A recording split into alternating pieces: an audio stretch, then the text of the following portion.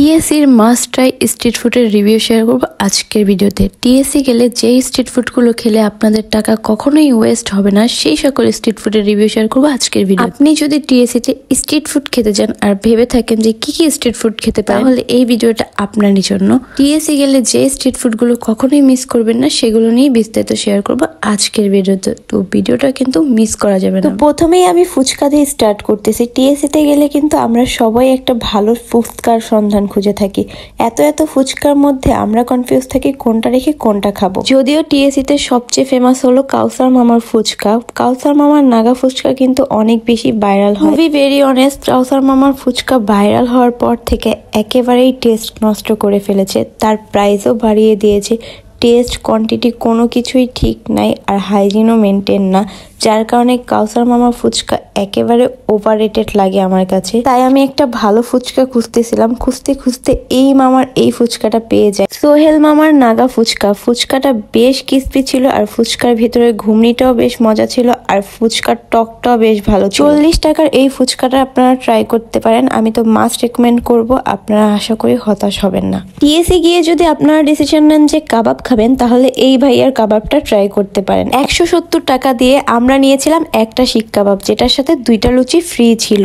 একটা শিক কাবাবের মধ্যে 5টা চিকেন ছিল, তাও আবার বড় সাইজের। একটা শিক কাবাব নিয়ে আমরা 4 জন মিলে খেয়েছিলাম, ভাবা যায়। বাট কাবাব খাওয়ার সময় আমি অনেক বেশি কনফিউজ ছিলাম যে আসলে কাবাব খাবো কিনা, এখানে কাবাব ভালো হবে কিনা। বাট ট্রাস্ট মি গাইস, এখানের কাবাব অনেক বেশি মজা ছিল। আমি তো মাস্ট রেকমেন্ড করব, আশা করি আপনারা হতাশ হবেন না। এই কাবাবটা ডেফিনেটলি টিএসসি গেলে একবার হলো ট্রাই করবেন। টিএসসির মোস্ট ফেভারিট জিনিসগুলোর মধ্যে একটা হলো মোমো খাওয়ার জন্য কিন্তু অনেকগুলো স্টল দেখবেন, কিন্তু মোমোর জন্য সবচেয়ে বেস্ট হলো এই স্টলটা। একটা 12-13 বছরের ছেলে, চশমা পরা, দেখে নেন, আমি ভিডিওতে দেখিয়ে দিচ্ছি। ওর মোমোটা একবার হলো ট্রাই করবেন। ইতিমধ্যে ও অনেক বেশি ভাইরাল হয়েছে, তারপরও আমি আপনাদেরকে দেখিয়ে দিলাম। ওর এই মোমোটা কিন্তু অনেক দিন ধরেই অনেক বেশি ফেমাস, আর এই মোমোর টেস্টটা কিন্তু আগের মতোই আছে। আমি যতবারই টিএসসি যাই, আমি একবার হলো এই মোমোটা খাওয়ার ট্রাই করি। আজকেও আমি চলে গিয়েছিলাম শীতের দিনে গরম মোমো খেতে। মোমোটা কিন্তু বেশ মজা। এই মোমোটা কিন্তু আমি মাস্ট রেকমেন্ড করব। আপনারা টিএসসিতে মোমো খেতে চাইলে কিন্তু ওর মোমোটা ট্রাই করতে পারেন। Definitely this one is best.